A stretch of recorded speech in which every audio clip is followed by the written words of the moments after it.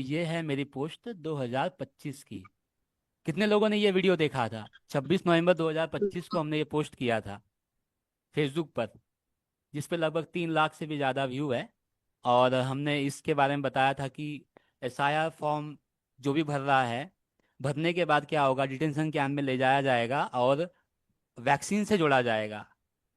जो कोई वैक्सीन नहीं लगवाएगा उसको नागरिकता नहीं मिलेगी। मैंने ये बात आप लोग को बताया था कि वैक्सीन के ऊपर नागरिकता डिपेंड होगी, क्योंकि आप अपना नागरिकता प्रूफ नहीं कर पाओगे। और तो आपको ये डिसाइड करना है कि आपको नागरिक कहाँ का बनना है, स्वर्ग का बनना है या आपको यहाँ का बनना है, ये भी आपको डिसाइड करना है। ये बात मैं बता चुका हूँ। तो जिन लोगों ने ये वीडियो नहीं देखा है वो जाकर के ये वीडियो देख लीजिएगा। अब मैं आप लोग को इस वीडियो में पूरा नहीं दिखाऊंगा ये वीडियो। इसके साथ ही साथ मैंने एक पोस्ट किया था अपने ब्लॉग में। उसके ऊपर हम बढ़ेंगे थोड़ा सा एजेंडा के ऊपर, कि एसआईआर के पीछे पशु की क्या एजेंडा हो सकती है, पशु किस तरीके से आप लोग को फंसाएगा। तो सबसे पहले हम जाएंगे अपने पोस्ट में। ये हमारी वेबसाइट पे पोस्ट है जिसका नाम है एजेंडा 16.9। कितने लोगों ने ये पोस्ट पढ़ी है? ये पोस्ट कितने लोगों ने पढ़ी है, ईमानदारी से बताइए। मैंने ये पोस्ट कब किया था? November 29, 2025। क्या आप लोगों ने ये पोस्ट पढ़ी है? नहीं। अरे ग्रुप में डालिए ना पोस्ट, कई बार तो डाली है पोस्ट ये। पढ़े हैं पढ़े हैं। पूरी पूरी पोस्ट पढ़ी है आप लोगों ने? जी जी। मतलब अगर आपने पढ़ाई नहीं की है, देखिए क्या है कि अगर आपने पढ़ाई की होती इस सब चीज की तो आपको पता चलता कि एसआईआर फॉर्म क्या है, एनआरसी क्या है, सीबीडीसी क्या है। ये सब चीजें हम इस पोस्ट में पहले ही बता चुके हैं। नवंबर 29, 2025 की ये पोस्ट है हमारी वेबसाइट पर। और आप देख सकते हैं इस पोस्ट में हमने क्या क्या कहा था, वही चीजें पूरी हो रही है। तो हमने यहाँ पे एजेंडा 16.9 के ऊपर बताया था। तो सबसे पहले एजेंडा 16.9 ये क्या चीज है? अगर आपने ब्लॉग पढ़ा होगा तो आपको समझ में आ ही गया होगा थोड़ा बहुत। अगर नहीं पढ़ा है आपने तो कोई बात नहीं, आज इस विषय पे हम चर्चा करने वाले हैं। तो सबसे पहले आपको यहाँ पे समझना पड़ेगा कि ये यूएन क्या चीज है, यूनाइटेड नेशन क्या चीज है। प्रकाशित वाक्य 13 अध्याय में जो पशु का वर्णन किया गया है, वो पशु में से एक पशु जो है वो कौन है? यूनाइटेड नेशन है और एक क्लब ऑफ रोम है। क्लब ऑफ रोम अपने इंडिया में इंस्टॉल है, कहाँ है? दिल्ली के अंदर। अभी यहाँ पे आगे थोड़ा देखते हैं यूएन एजेंडा 16.9। तो ये यूएन एजेंडा क्या है, अब इसको हम थोड़ा देखेंगे यहाँ पे। तो आपको मैंने कई बार ये चीज़ बताई है कि 2030 तक के इनका एक एजेंडा है, इसको ये पूरा करना चाहते हैं डेवलपमेंट के नाम से। अगर आप यहाँ पे देखोगे तो ये इमेज में आपको 17 गोल नजर आएंगे। ये इनके 17 गोल है जो इनको पूरा करना है किसी भी हालत में। अगर आप पहला गोल देखोगे तो पहला गोल ही बहुत डेंजरस है कि गरीब को ही मिटा दो। इस गोल के ऊपर में डॉक्यूमेंट्री है हमारे पास पूरी। हम हो सके तो संडे को जल्दी ये सब शुरू करेंगे, तो आप लोग को एजेंडा के साथ में ये पहला एजेंडा क्या है, दूसरा एजेंडा क्या है, तीसरा एजेंडा क्या है, किस तरीके से काम हो रहा है, ये सब हम आपको प्रूफ के साथ देंगे। क्योंकि ये एजेंडा समझाने में 3 से 4 घंटे लगते हैं। तो टोटल अभी इतना समय हमारे पास नहीं है, लेकिन इसमें से कुछ पॉइंट को हम बताएंगे। तो सबसे पहले आपको ये समझना होगा कि ये जो गोल है, जो सस्टेनेबल डेवलपमेंट गोल जो है, मतलब इसको कहा जाता है विकास ही विनाश है। विकास के नाम पे ये गोल लाया गया था 2015 में, जब कोरोना का आवेदन दिया गया था। उसी समय एजेंडा को रचा जा रहा था। और ये जो एजेंडा है इसके तहत ही सारा काम होना है। इसमें का जो 16.9 नंबर का जो एजेंडा है, ये वो गोल है जिसको पूरा करना चाहते हैं। लक्ष्य 16.9, 2030 तक जन्म पंजीकरण सहित सभी को कानूनी पहचान प्रदान करना। अब यहाँ पे क्या है 2030, ये 2030 का एजेंडा क्या है? तो हमने कई बार आप लोगों को बताया कि पशु का 2030 तक कुछ एजेंडा है जो 2030 तक को पूरा करना चाहता है।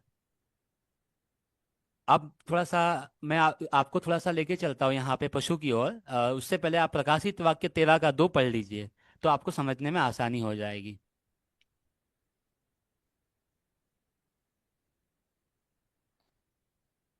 प्रकाशित वाक्य 13 का 2 पढ़िए कोई। जो पशु मैंने देखा वह चीते के समान था, हाँ और उसके पांव भालू के से और मुंह सिंह का सा था। जी। उस अजगर ने अपनी सामर्थ्य और अपना सिंहासन और बड़ा अधिकार उसे दे दिया। देखिए, नवंबर 2021 में संयुक्त राष्ट्र के बिल्डिंग के ऊपर ये मूर्ति स्थापित की गई थी, ये पशु की। इसके दो सींग है, अगर आप तो ये पशु की मूर्ति जो है वो बैठ गई कहाँ पे, यूनाइटेड नेशन की बिल्डिंग के ऊपर। United nation agenda 2021-2030। तो 2030 तक क्या क्या होना है, आप इसका स्क्रीनशॉट भी ले सकते हो। 2030 तक क्या क्या होगा, देखिए।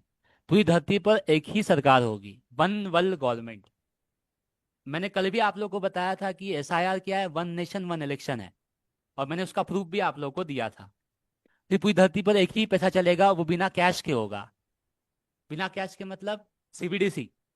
ये 2021 से 2030 का गोल है, ये हम बहुत पहले बता भी चुके हैं आप लोगों को।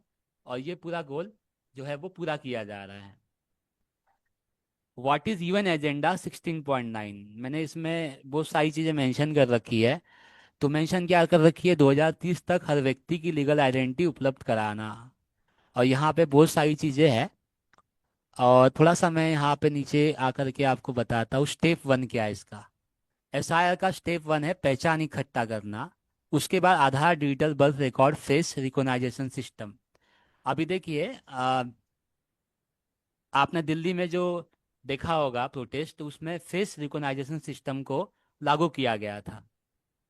ये बात हमने 2025 के पोस्ट में भी बताई थी और बहुत पहले से हम बताते हुए आ रहे हैं। अब स्टेप टू क्या है, एनआरसी, एनपीआर। ये जो एनआरसी है ना, इसमें आपका पहचान केंद्रीकृत कर किया जाएगा, आपके दस्तावेज जोड़े जाएंगे। अगर आपके पास में दस्तावेज नहीं रहेंगे तो एनआरसी के तहत आपको डिटेंशन कैंप में ले जाया जाएगा। ये सब चीज़ें मैंने यहाँ पे बताई थी। यहाँ पे डिटेंशन कैंप की आपको एक मिनट तस्वीर भी नज़र आ रही होगी। राज्यों को डिटेंशन सेंटर बनाने के लिए केंद्र का निर्देश कि एनआरसी की तैयारी, ये डिटेंशन सेंटर है। आप देख सकते हो, ये यहाँ पे मैंने सारी चीज़ें बता रखी है। अब सवाल ये आता है कि एसआईआर फॉर्म जिन लोगों ने भर दिया है वो कैसे इस चंगुल से छूट सकते हैं और बच सकते हैं। तो उससे पहले आपको जो एक क्राइटेरिया है पूरा, आपार आईडी का, एसआईआर फॉर्म का, एनआरसी का, और यूएनएलआई एजेंडा का, जो कि यूनाइटेड नेशन यानी पशु का जो साम्राज्य है वो लागू करने के काम आ रहा है। क्यों ऐसा किया जा रहा है, 2002 में भी तो एसआईआर हुआ था। लेकिन जो एसआईआर हुआ था उस समय डिजिटल तरीके से ऑनलाइन नहीं जोड़ा गया था। जब भी कोई चीज ऑनलाइन हो जाती है तो वो सार्वजनिक हो जाती है। अब ये पीडीएफ है, हमारे नागपुर के अंदर सर्कुलेट हुआ, इसमें एक पॉइंट मैं आपको यहाँ दिखाऊंगा।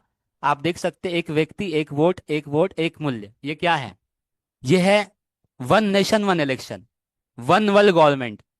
जैसे कि हमने कई बार आप लोगों को बताया है कि एक ही सरकार होगा, एक ही सब कुछ होगा। 2030 तक इनका एजेंडा है कि आपके पास जो है कुछ भी नहीं रहेगा और आप खुश रहोगे।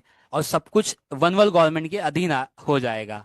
तो ये वो षड्यंत्र है, एक व्यक्ति एक वोट, और एक व्यक्ति एक वोट और एक वोट एक मूल्य। और इसमें क्या है मैं आगे चल के आपको बताऊंगा। एक फॉर्म नंबर 7 है, यहाँ पे मैं थोड़ा सा आप लोग को दिखाऊंगा इसके ऊपर। इसमें बहुत सारी चीज़ें एप्लीकेशन को लेकर के दी हुई है, लेकिन ये सब चीज़ें हम आपको नहीं बताएंगे।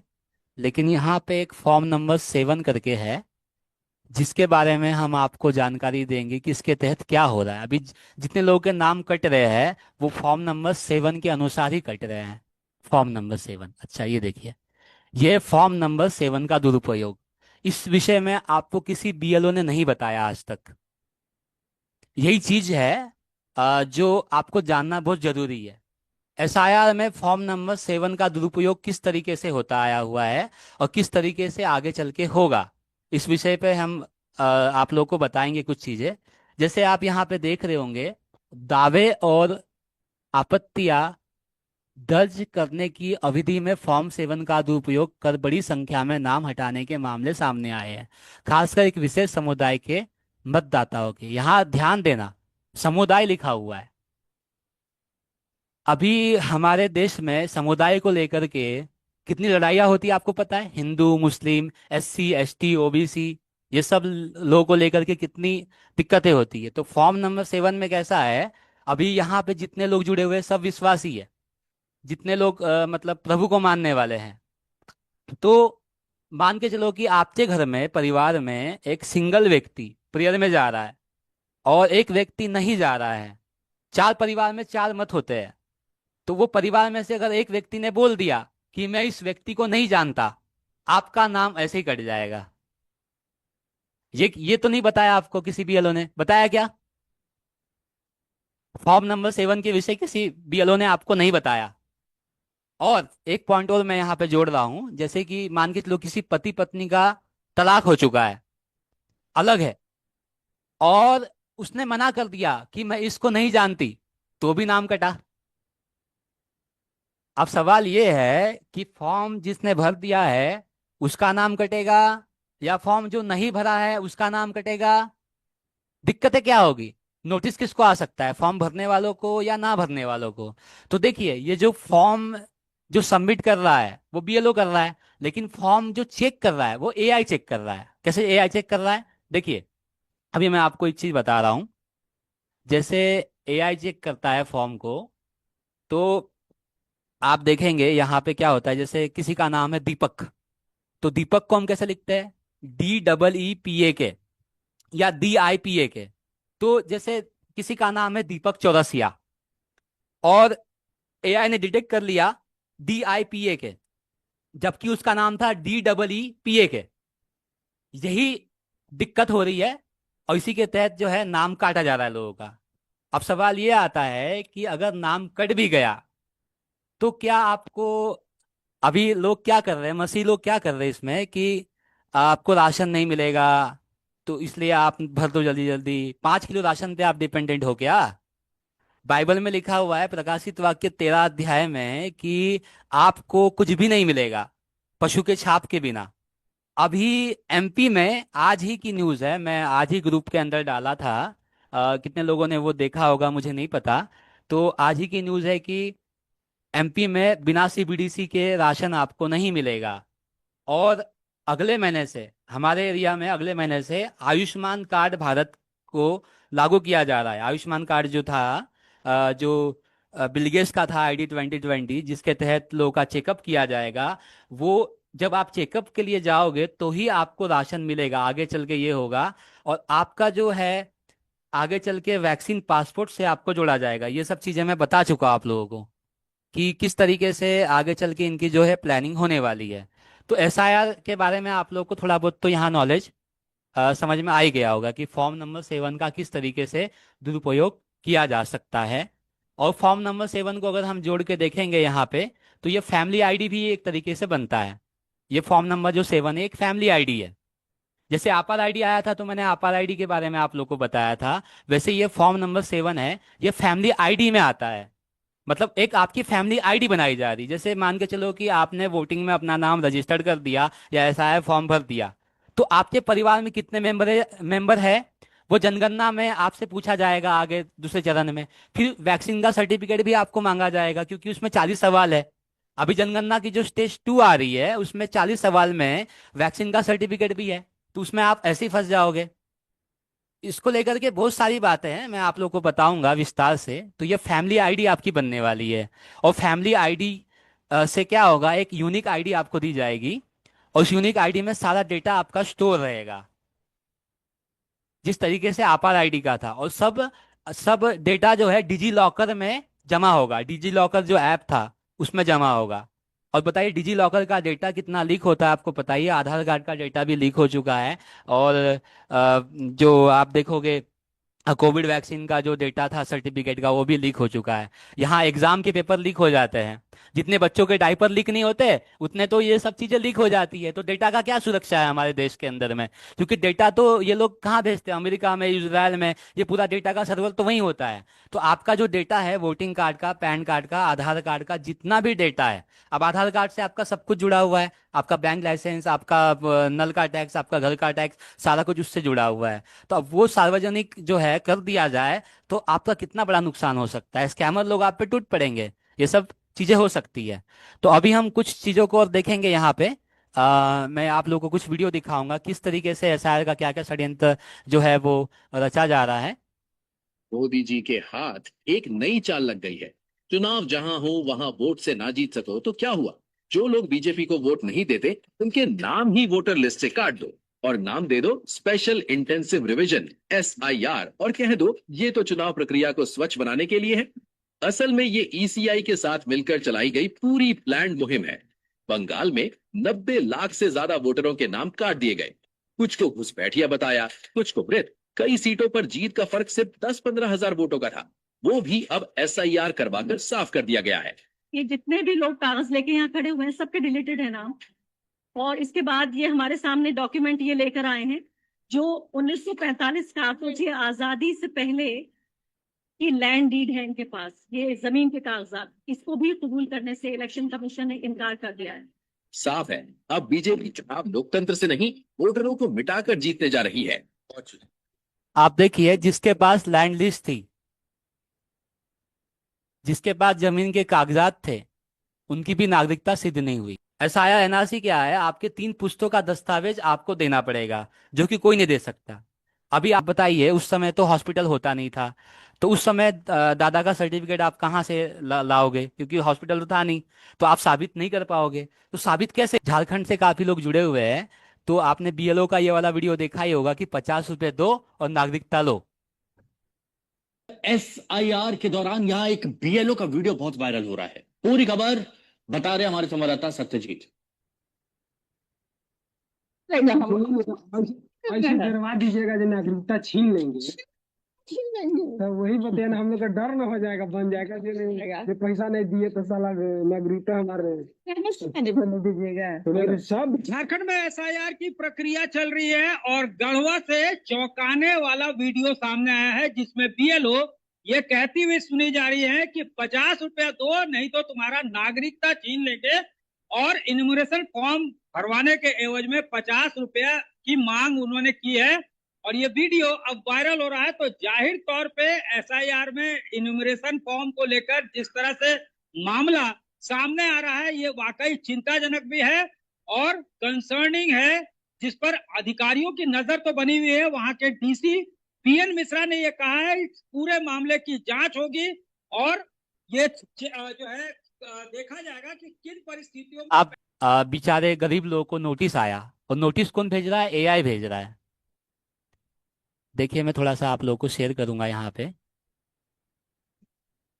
ये देखो, हमको नोटिस दे के गया है, जो 30 तारीख को देने वाला नोटिस था वो अभी वो लोग 4 तारीख को लाके हमको नोटिस दिए। ये देखो नोटिस, कुछ कुछ लोगों के नोटिस पे ना नाम भी गलत डाला गया है हम लोगों ने, और जो साइन किया हुआ नोटिस है वो लेके चले गए, और जो ये वाला नोटिस है ये दिया है हमको। अभी बच्चे लेके हम किधर जाएंगे ये बताओ? महाराष्ट्र की जो सरकार है वो क्या कर रहे हैं? मतलब हम गरीबों को जीने का अधिकार नहीं है? हम मर जाए क्या? हम पटरी पे चले जाए, हम बच्चे लेके भूखे, एक तो पहले ही भूखे रहते, महंगाई इतनी बढ़ गई है, ऊपर से हमको बेघर किया जा रहा है यहाँ से। जिन्होंने गुनाह किया है उनको गुनाह की सजा मिलती नहीं है, और जिन जो बेगुनाह है, जिनके साथ फ्रॉड हुआ है, जिनको धोखा दिया गया है, उनको बेबाक ये लोग टॉर्चर कर रहे हैं। अब ये छोटे छोटे बच्चे लेकर हम किधर जाएंगे? हमको इधर खाने को भी पैसे के वांदे हैं, हम रूम कहाँ से लेंगे ये बता? हमारा खुद का, हमने जितना पाई पाई जोड़ के जो पैसे से हमने रूम लिया था, किसी किसी ने लोन लेके रूम लिया, जगह लिया, उनको लोन तक नहीं अभी तक।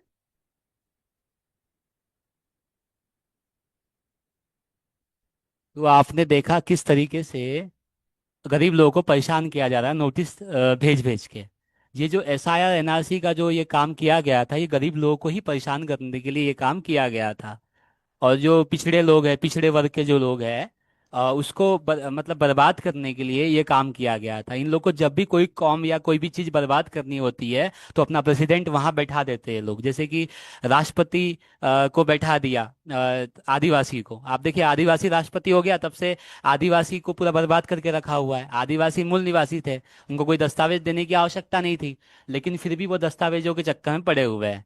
और भी मैं आप लोगों को कुछ चीज़ें दिखाऊंगा किस तरीके से जो है लोगों के नाम काटे गए हैं, और नाम कट रहे हैं क्योंकि फॉर्म AI चेक कर रहा है। और ये यहाँ पे देखिए आप कि फॉर्म जो है किस तरीके से लोगों के काटे जा रहे हैं और क्या नोटिस आ रहा है उनको। जरा ये वीडियो आप देखिए। के वालिद का परमानेंटली डेटा डिलीट हुआ, कागज मेरे पास प्रूफ है। ये आप देख सकते हैं, भी बहुत बड़ी समस्या आ रही है। देखिए ये अमरावती विधानसभा संघ 124 यादी हैदरपुरी की 2 नंबर की यादी है। इसमें मेरे अब्बा का नाम 1033 पर है। मैं आपको एक प्रूफ बता रहा हूँ। 1033 पे ये आप देख सकते हैं मेरा अब्बा का शेख जमील शेख नजीर। इनसे मैंने मैपिंग करवाया था। मैपिंग सारे फैमिलियों ने मेरे वालिद से मैपिंग करवाए थे, लेकिन क्या हुआ, मैं बीएलओ के पास एसआईआर का फॉर्म लेने गया, लेकिन बीएलओ ने जब मेरा चेक करा तो एसआईआर का फॉर्म नहीं आया। तो मैंने बीएलओ से सवाल किया कि क्यों नहीं आया, तो आप बोले तहसील में जाके बोलिए। तो मैं तहसील में गया। तहसील में एक संजू सर है, उन्होंने ये बताया कि आपके वालिद का परमानेंटली डेटा डिलीट हुआ और वो बीएलओ ने करा, वो बीएलओ पे बिलोंग कर रहे। जबकि मैंने मैपिंग का कागज मेरे पास प्रूफ है, ये आप देख सकते। तो एसआईआर का काम चल रहा है सरकार के द्वारा। तो इसमें जो नोटिस दिए गए हैं, तो लगभग हमारी पंचायत में ही 800 लोगों को नोटिस है। और मेरे द्वारा जब ये नोटिस देखे गए हैं तो मुझे लगता है कि ये एआई जनरेटेड है, क्योंकि 3-4 नोटिसों में लगभग लगभग एक तरह की टिप्पणी दी गई है। और मुझे ऐसा लगता है कि जब मेरे खुद के नाम में ये बताया गया कि मेरे भाई में और मुझ में 9 महीने से कम का अंतर दिखाया गया है, जबकि उसकी जन्म तिथि में और वोटर कार्ड में भी 3 साल मुझसे वो कम है, तो मुझे ऐसा लगता है कि ये एआई जनरेटेड नोटिस है। और इस वजह से काफी लोग परेशान हैं। मुझे बार बार कॉल आ रहे थे कि वकील साहब इसमें कुछ आप करो। तो फिर इसी संबंध में मैंने ये जन समस्या को देखते हुए आज प्रेस कॉन्फ्रेंस बुलाई है। आप देखिए, वकीलों के भी जो है नाम जो है वो मतलब उस लिस्ट से काट रहे हैं, या तो मिस्टेक हो। मैंने आप लोगों को बताया था कि ये फॉर्म जो है वो एआई चेक कर रहा है। और एआई क्या कर रहा है, जैसे किसी का नाम दीपक है, DEEPAK दीपक लिखा जाता है, और DIPAK भी दीपक लिखा जाता है, लेकिन एआई क्या समझ रहा है, DEEPAK। तो इसी के अनुसार जो है एआई नाम काट दे रहा है। और इसी को लेकर के यूनाइटेड नेशन ने भी जिसका ये एजेंडा है एसआईआर का पूरा, उसने भी जो है वो एआई के ऊपर बात की थी। मैं अभी आपको दिखा रहा हूँ यहाँ पे UN SIR AI। देखिए, जो एजेंडा रच रहा है वो भी इसी बात को कबूल करता है। यहाँ पे आप देख सकते हो SIR न्यूज़।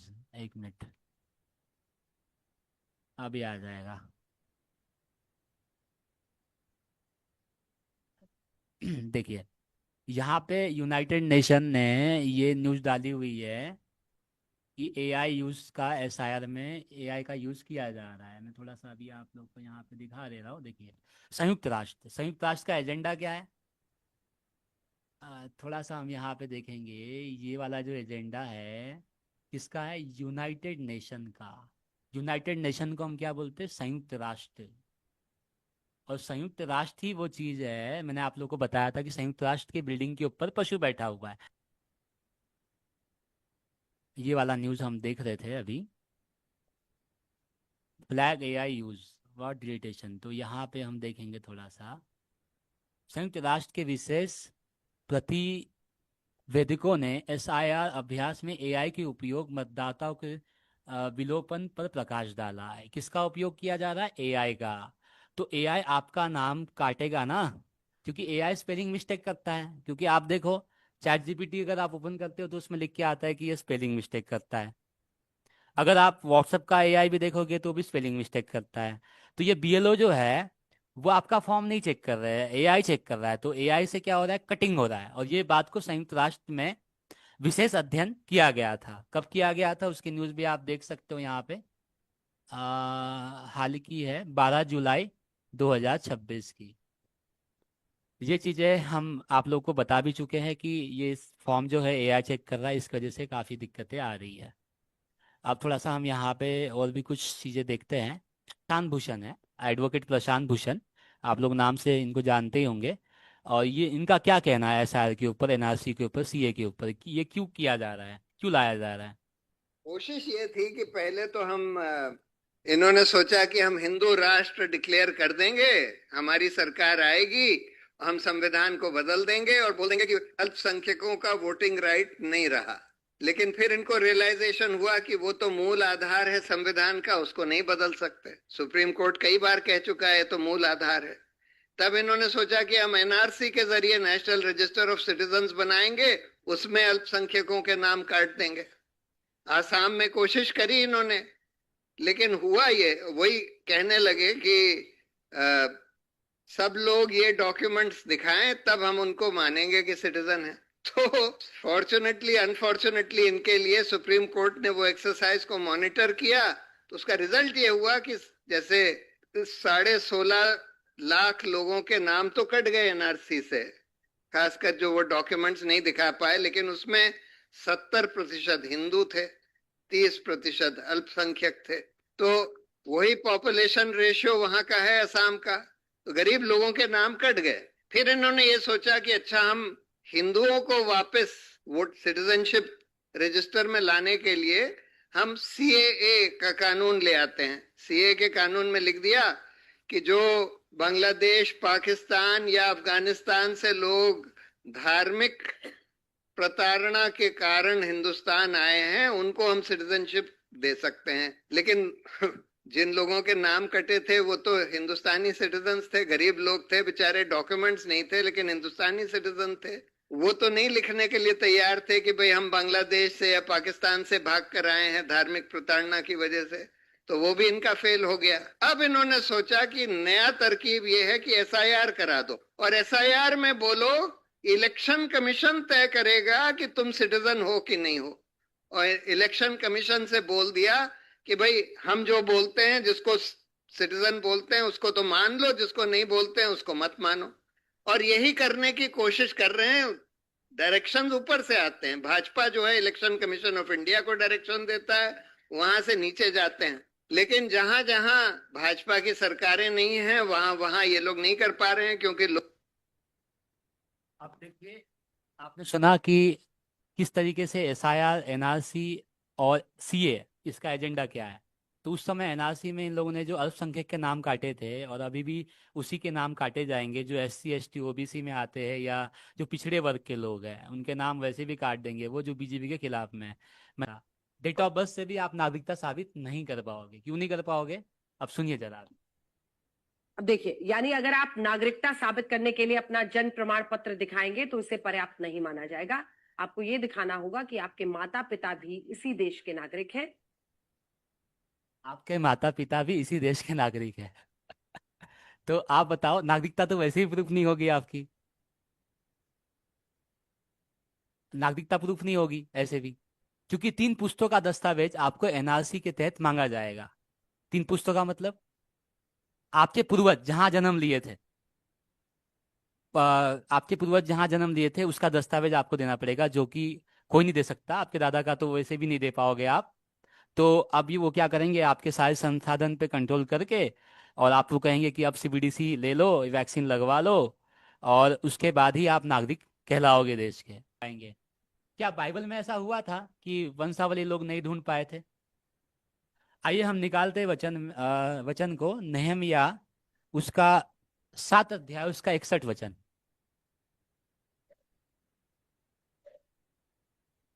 और ये वे हैं जो तेल मेलह, तेलहर्षा, करूब, अद्दोन और इम्मेर से यरूशलेम को गए, परंतु अपने अपने पितरों के घराने और वंशावली न बता सके कि इज़राइल के हैं वा नहीं। इज़राइल के हैं या नहीं, वंशावली के नाम नहीं बता सके। अब जो है आप कैसे प्रूव करोगे कि आप इज़राइल के हो या नहीं? इज़राइल के मतलब, इज़राइल क्यों कह रहा है यहाँ पे, इज़राइल की बात कह रही है मतलब बाइबल। तो आप यहाँ पे देखेंगे कि मोदी भी इज़राइल की बात कर रहा है। कैसे कर रहा है, जरा हम इस वीडियो को देखेंगे। मोदी क्या कह रहा है? Israel is their fatherland and India their motherland. आपने ये सुन ही लिया होगा, क्या बोल रहा है? Israel is fatherland, India is Motherland. क्यों ऐसा कह रहा है वो? आइए इसके पीछे हम आप लोग को बताते हैं क्यों ऐसा कह रहा है। जो अभी के टाइम पे जो आप इज़राइल देख रहे हो, सारा कंट्रोल वहीं से हो रहा है। जो पशु की बात मैं आपको दिखा रहा था, इज़राइल किसकी राह देख रहा है? इज़राइल यीशु मसीह की राह नहीं देख रहा है, इज़राइल एंटी क्राइस्ट की राह देख रहा है। तीसरे मंदिर बनाने की बात बार बार करता है ना इज़राइल। क्यों करता है? क्योंकि तीसरा मंदिर किसके लिए बन रहा है? क्या यीशु मसीह के लिए बन रहा है? वो पहली बात तो बनेगा नहीं, क्योंकि मंदिर आप हो और परमेश्वर के मंदिर में सिर्फ परमेश्वर वास करता है। तो इसराइल क्या कर रहा है? जो इसराइल आप देख रहे हो, मैं कई बार आप लोगों को बता चुका, वो रॉथशाइल्ड का बनाया हुआ इसराइल है। वो इसराइल से हमारा कोई लेना देना नहीं है।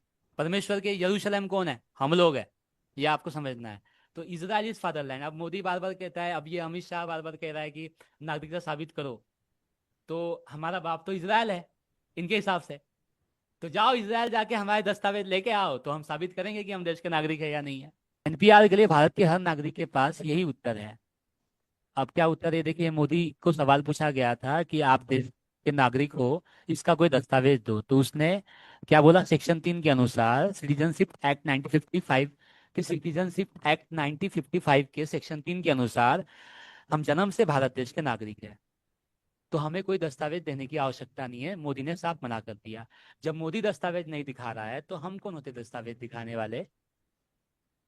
अमेरिका का नागरिकता लेके बैठा है महानालायक अमिताभ बच्चन, जो बार बार पोलियो की एडवर्टाइजमेंट करता है, जो पोलियो के बारे में आपको बताता है कि आपके बच्चों को 2 बूंद जरूरी है। वही पोलियो का वायरस का वैक्सीन जिसके अंदर बच्चों का बंदर का किडनी का सेल है। मैंने बताया था आप लोगों को कि बंदर का किडनी का सेल उसके अंदर मिला दिया गया है। वो महानालायक जो है अमेरिका का लेके बैठा हुआ है वीजा। उसके बाद अक्षय कुमार जो बॉलीवुड सेलिब्रिटीज है, वो कनाडा का लेके बैठा हुआ है। कोई उससे तो पूछे कि वो कहाँ का नागरिक है? क्या हम सच में विदेशी है या नहीं है? इफिसियो 2 का 19 वचन पढ़ेंगे।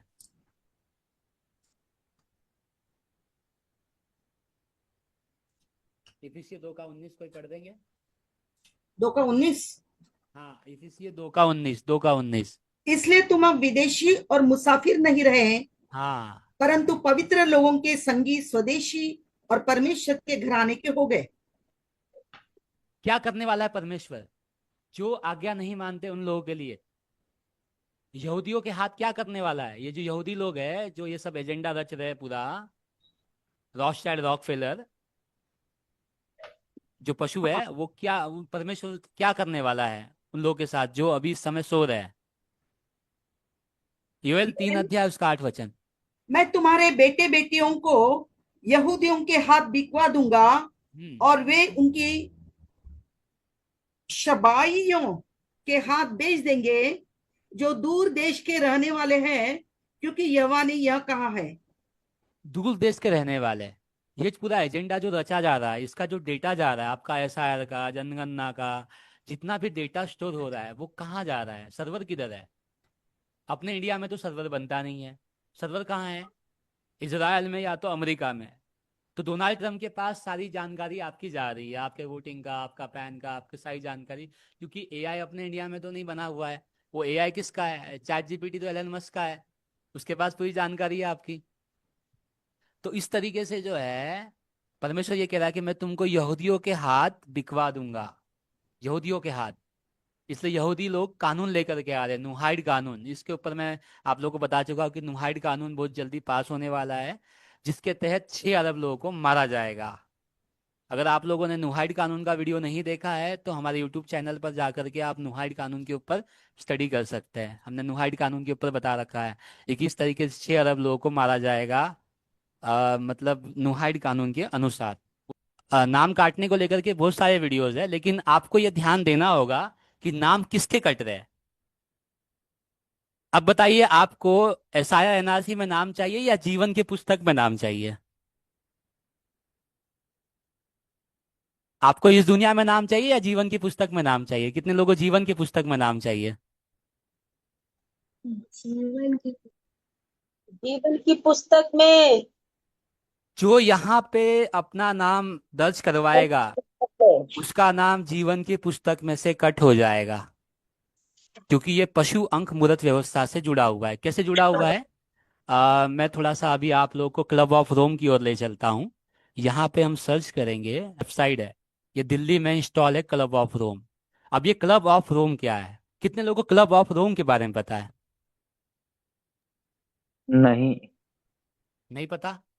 बाइबल में 4 पशु का वर्णन किया गया है।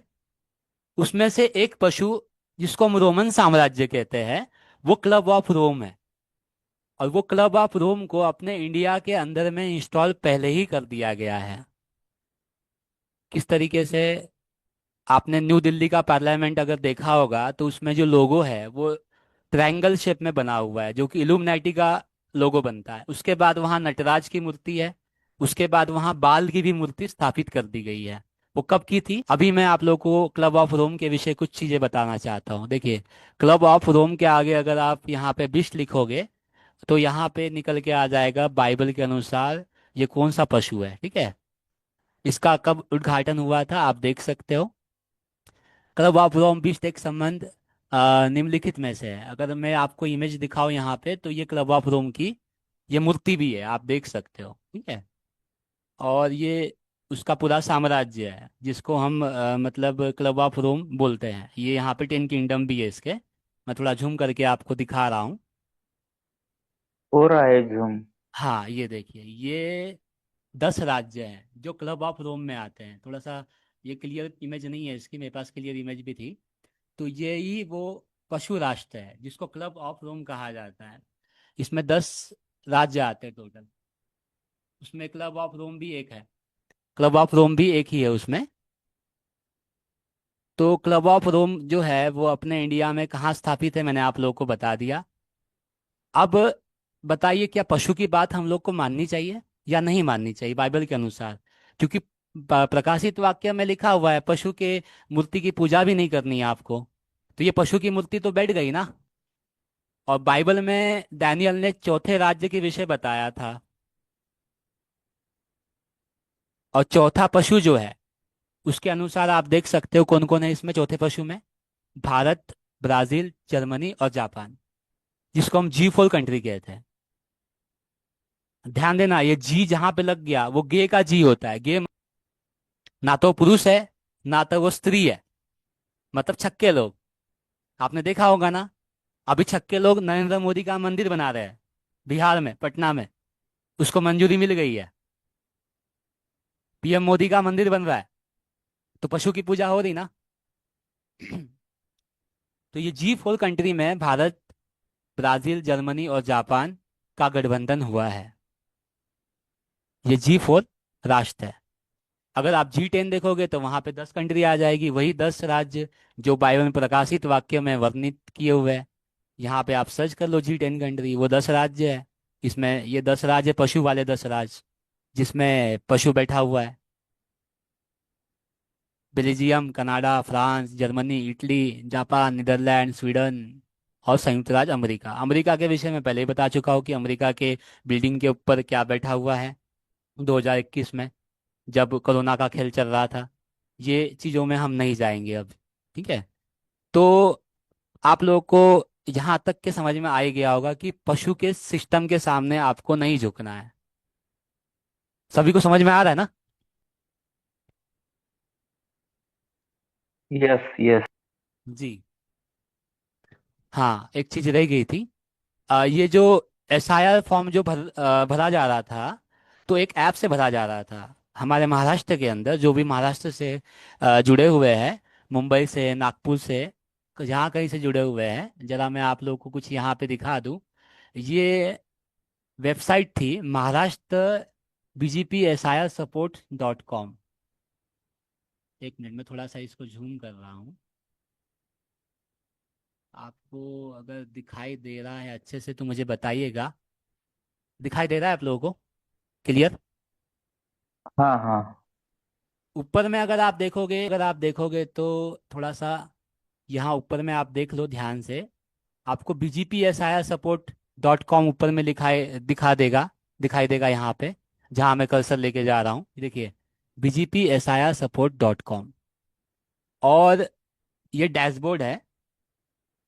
मैंने BLO का नाम हाइड कर रखा है क्योंकि मुझे ये किसी BLO ने भेजा था जो मेरे पहचान के ही था, और उन्होंने बोला कि मेरा नाम नहीं आना चाहिए, मैं ये दस्तावेज शेयर कर रहा हूँ। तो मैंने उसका नाम जो है वो हाइड कर दिया यहाँ पे, ताकि उसकी नौकरी पे ना आए। ठीक है, तो आप देख सकते हैं यहाँ पे ये मैपिंग डन दिखा रहा है और यहाँ पे इतने वोट दिखा रहा है। अब ये सीधा किसको जा रहा है? BJP को जा रहा है। आप देख लो, आपका जो वोट है सीधा BJP को जा रहा है। चलो, जो वैक्सीन मैंडेट करेगा वो वैक्सीन अगर आप नहीं लेते हो तो आपका नाम वैसे ही कट जाएगा, क्योंकि आपने सारे दस्तावेज उसको दे रखे हैं। उसका और एक पॉइंट मैं आप लोगों को बताऊंगा। एक चीज और है यहाँ पे, देखिए ये ऐप में क्या होता है थोड़ा सा एक और चीज़ मैं आप लोग को यहाँ पे शेयर करूँगा, करता हूँ यहाँ पे, ये देखिए। आप थोड़ा सा इसको जूम करेंगे तो यहाँ पे आप देख सकते हो, यहाँ पे 613 इसमें लिखा हुआ है आपले।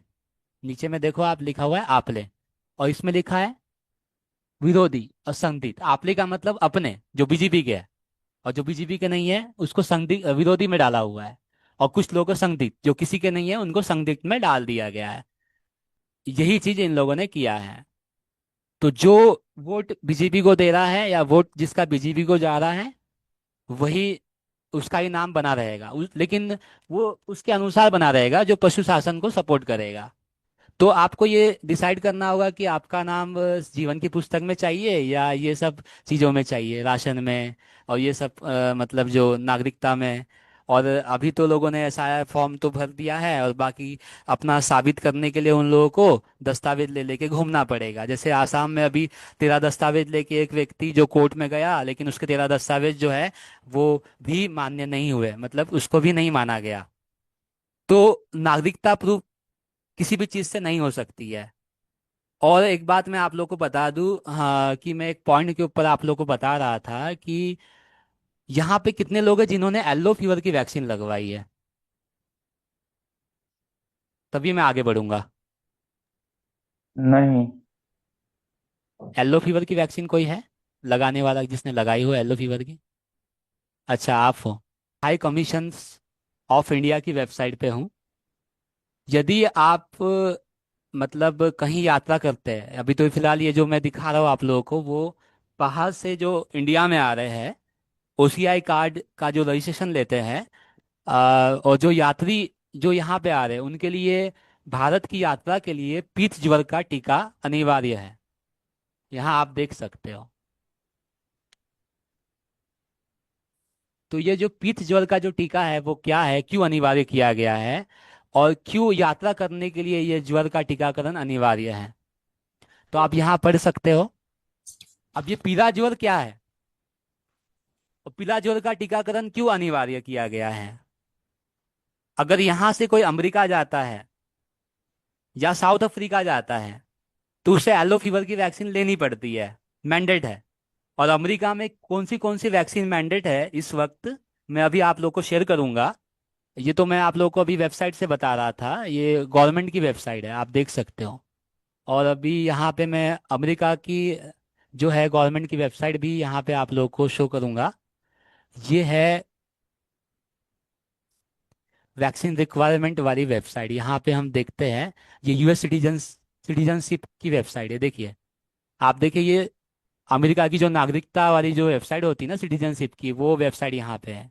अब यहाँ पे क्या क्या टीकाकरण संबंधी आवश्यकता है तो आप देख सकते हो कि ये सारी वैक्सीन जो है अमेरिका में ग्रीन कार्ड पाने के लिए आपको लेना पड़ रहा है। क्या है? गलसुआ, खसरा, रूबेला। खसरा खसरा की जो वैक्सीन है, एमएमआर वैक्सीन जो है, उसके ऊपर मैं बता चुका हूँ आप लोगों को अपने फेसबुक पेज पे, और मैंने वहाँ पे आप लोगों को बताया था किस तरीके से जितने भी वैक्सीन जो है उसके अंदर जानवरों के खून इस्तेमाल होते हैं। तो येलो फीवर का जो वैक्सीन है उसके अंदर भी जानवर का जो सेल है वो यूज़ किया गया है, जिसको चिकन इम्रू सेल कहा जाता है। मतलब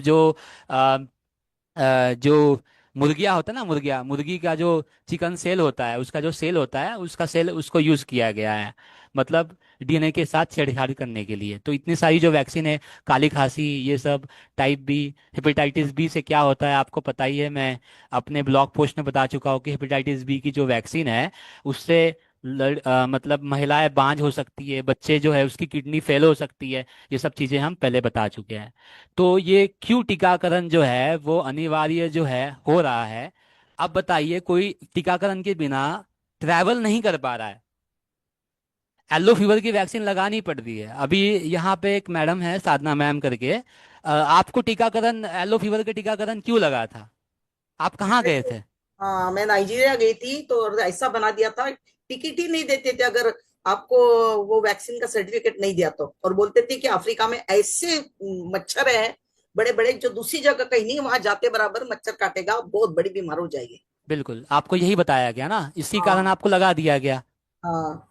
देखिए, और जो है, जो ट्रैवल कर रहे हैं या ट्रैवल करने का इरादा भी रखते हैं, उनको भी लगाया जाएगा आगे चल के। तो आगे चल के क्या होगा कि नागरिकता आपकी जो है वो वैक्सीन पे ही सिद्ध होगी। मैं क्यों बार बार ये आप लोग को बता रहा हूँ, क्योंकि वो कहेंगे कि भाई आप तो नागरिकता साबित नहीं कर सकते हो, आप दस्तावेज नहीं दिखा पाओगे, आप जो है Aadhaar card, PAN card, voting card का आपका तो चलेगा नहीं, क्योंकि वो गैजेट ऑफ इंडिया में लिखा हुआ है कि ये भारत देश की नागरिकता सिद्ध नहीं करती है। और कोर्ट ने भी बोल दिया है, सुप्रीम कोर्ट ने, कि आपकी नागरिकता जो है साबित नहीं होती इससे, Aadhaar card, PAN card, voting card से। तो नागरिकता साबित किससे होगी? वैक्सीन से होगी। क्योंकि अब ट्रैवल के लिए तो वैक्सीन लग रहा है ना, चाहे वो कोविड वैक्सीन अभी नहीं है, लेकिन बाकी वैक्सीन लग रहा है। और बाकी वैक्सीन में क्या था? वही ग्राफीन ऑक्साइड। क्या येलो फीवर की वैक्सीन में ग्राफीन ऑक्साइड है? अब देखिए, मेरा सवाल ये है कि येलो फीवर की वैक्सीन में ग्राफीन ऑक्साइड है या नहीं है। चलो देख लेते हैं, यहीं पे देख लेते हैं हम लोग सबूत के साथ में कि ग्राफीन ऑक्साइड का यूज जो है वो इसमें किया हुआ है क्या। शायद आप लोग को स्क्रीन नहीं दिखाई दे रही होगी अभी। किया था, हमने देखा था इसमें। नहीं, वो तो हमने लाइव आपका स्कैनिंग भी किया था, लेकिन मैं अभी लोगों को प्रूफ दे रहा हूँ यहाँ पे कि बिना प्रूफ के तो हम लोग बात करते नहीं है। तो आप यहाँ पे देख सकते हो, ये साइंस साइंस डायरेक्ट की वेबसाइट है और यहाँ पे साफ साफ लिखा हुआ है। मैं यहाँ इसको हिंदी कर दे रहा हूँ। देखिए, यहाँ पे लिखा हुआ है, चयनात्मक मुद्रित बहुलक का उपयोग करके ठोस चरण निष्करण। एक मिनट, थोड़ा सा मैं इसको ये करूंगा। हाँ, उपयोग करके ठोस चरण निष्कर्षण के बाद पीले ज्वर के टीके में एमिनोलो आई ऑक्साइड एंटीबायोटिक की मात्रा निर्धारित करने के लिए संगठित माध्यम से ग्राफीन ग्राफीन क्वांटम डॉट्स, ध्यान देना यहाँ पे, ग्राफीन क्वांटम डॉट्स के साथ स्वर्ण नैनोकण का उपयोग किया गया है। ये क्वांटम डॉट क्या है भाई? मैं कई बार आप लोगों को क्वांटम कंप्यूटर के ऊपर बता चुका हूँ कि quantum computer mark of the beast computer है। Mark of the beast computer है। ये क्वांटम डॉट कंप्यूटर से आप लोग को जोड़ा जा रहा है। ये क्वांटम डॉट कंप्यूटर कितना बड़ा होता है, इसको अगर आप गूगल पे ही करके देख लो। जो चीज़ें मैं आप लोग को बता रहा हूँ ये साइंस डायरेक्ट की वेबसाइट पे है, जो कि साइंस के लिए काफ़ी मानी जाती है। और यहाँ पे काफ़ी अच्छी रिसर्च जो है वो साइंटिस्ट लोग खुद करते हैं। तो यहाँ पे इन लोगों ने डाल रखा है कि ये जो येलो फीवर की जो वैक्सीन है इसके अंदर ग्राफीन ऑक्साइड का यूज़ हम लोगों ने किया है। आप लोग को ये लोग आगे चल के बोलेंगे ग्राफीन ऑक्साइड का यूज हम लोग जो है इंसान की मदद करने के लिए कर रहे हैं, क्योंकि नैनो पार्टिकल्स जो है आपके दर्द को कम करता है, ये आपको कहा जाएगा आगे चल के। लेकिन वो ये नहीं बताएंगे कि नैनो पार्टिकल को क्वांटम कंप्यूटर से जोड़ के वो अपने हिसाब से चला सकते हैं, जिस तरीके से कोविड वैक्सीन में वो लोग चला रहे थे। तो जितने भी वैक्सीन है वो mRNA वैक्सीन है, और जो mRNA वैक्सीन है उनके अंदर नैनो पार्टिकल्स होते ही है। थोड़ा सा मैं अभी आप लोग को और एक चीज बता देता हूँ कि येलो फीवर के अंदर चिकन इम्यूनो सेल भी है, ये आप देख सकते हो। उसके अंदर में लाइव एक वायरस डाला गया है। देखिए, वायरस आपके शरीर के अंदर नहीं जाता, मैंने आप लोग को पहले ही बताया था। तो ये एक जीवित कमजोर वायरस जो है उसको डाल दिया गया है चिकन अंडे के प्रोटीन के द्वारा। मतलब जो ये पीला ज्वर आपको होगा नहीं, लेकिन आप पीला ज्वर की अगर वैक्सीन लेते हो तो इसका वायरस आपके शरीर के अंदर एक्टिवेट कर दिया जाएगा, क्योंकि इसके अंदर वायरस मौजूद है। और इसमें क्या है, ये प्रोटीन के नाम से वायरस को देते हैं। मैं कई बार आप लोगों को बता चुका हूँ कि प्रोटीन के नाम से ये लोग आपके बॉडी में वायरस इंजेक्ट करते हैं। वायरस जो है वो अपने आप होस्ट नहीं कर सकता, क्योंकि वो लिविंग थिंग में नहीं आता है, ना लिविंग में है ना नॉन लिविंग में है। वो ना जीवित है ना अजीवित है। जब तक आप उसको एक्टिवेट नहीं करोगे वो एक्टिवेट नहीं होगा। जिस तरीके से आपके मोबाइल फोन में और आपके कंप्यूटर में वायरस जाता है, उसी तरीके से ये वायरस इंसान के अंदर इंजेक्ट होता है। उसको कोई चलाने वाला चाहिए। तो यहाँ पे आप देख सकते हो चिकन अंडे के प्रोटीन का जो वायरस है उसके अंदर इंजेक्ट किया हुआ है। अब ये पहले इन लोगों ने क्या किया, बर्ड फ्लू वाले मामले में, बर्ड फ्लू में क्या किया इन लोगों ने, आपने देखा होगा जब बर्ड फ्लू आया था थी मुर्गे या मुर्गिया, तो उनको भी टीकाकरण किया गया था। वही टीकाकरण वाला जो सेल है आपके बॉडी के अंदर येलो फीवर की वैक्सीन में डाला जाएगा, और उसके बाद में वही ग्राफीन दोबारा आपके बॉडी में आ जाएगा। और नैनो पार्टिकल का यूज तो उन लोगों ने उस वैक्सीन में भी किया था, इस वैक्सीन में भी किया है। और नागरिकता के नाम पे या ट्रैवल के नाम पे वो ये सब चीज करेंगे। येलो फीवर ही नहीं है, मैंने आपको वैक्सीन की लिस्ट वहां दिखा दी थी, तो उसमें बहुत सारी वैक्सीन कवर अप होगी। कोई भी किसी भी प्रकार का वैक्सीन आपको नहीं लगवाना है, भले नहीं जाने दे तो नहीं जाने दे। ट्रैवल करना जरूरी है या जिंदगी बचाना जरूरी है, तो ये भी आप लोग को तय करना होगा। आगे चल के आप जब बिल पास होगा तो आप कहीं यात्रा नहीं कर पाओगे, यात्रा ठप हो जाएगी। इसलिए बाइबल में लिखा हुआ है कि जब उजाड़ने वाली घृत वस्तु दिखाई दे तो तुम बाहर ना जाना। जी हाँ। इसलिए आपको ये बात ध्यान रखनी है कि जब उजाड़ने वाली घृत वस्तु हर जगह दिखाई दे, हर जगह वैक्सीन वैक्सीन की बात चल रही हो, तो समझ जाना कि उजाड़ने वाली घृत वस्तु आ रही है। क्योंकि इनका टारगेट तीसरा मंदिर नहीं था। तीसरा मंदिर के विषय जो आजकल प्रचार चलता है कि तीसरा मंदिर बनेगा और जो है एंटी क्राइस्ट आएगा, उसके बाद वन वर्ल्ड गवर्नमेंट लागू होगा, तो मैं आप लोग को ये बता दूं कि वन वर्ल्ड गवर्नमेंट पहले ही लागू हो चुका है। वन वर्ल्ड गवर्नमेंट कब लागू हुआ? जब नोहाइड कानून लागू हुआ था 2019 में। उसके तहत आप लोग को एक एटीएम कार्ड दिया गया था 2019 में। कितने लोगों के पास रुपए का डेबिट कार्ड है? वो क्या है? One nation one ID card है। 2019 में कैसे लागू हो गया? कोई ये तो बताए कि 2019 में वन नेशन वन कार्ड कैसे आया। अभी मैं थोड़ा सा आप लोगों को दिखा रहा हूँ। जो लोग ये भूल में हैं कि हम वन वर्ल्ड गवर्नमेंट के शासन में अभी नहीं है, वो भूल है उनकी। दिल्ली प्रोटेस्ट में आप क्या हुआ आपने देखा ही होगा, किस तरीके से फेशियल स्कैन किया गया, वो बच्चों का फेस के थ्रू स्कैन किया गया। वो स्कैनिंग टेक्नोलॉजी आई कहाँ से और कब लाई गई थी? वो बड़े बड़े शहरों में फेस स्कैन होता है, ये टेक्नोलॉजी आई कहाँ से? तो वो mark of the beast technology तो है अपने इंडिया में, तो कब से है वो।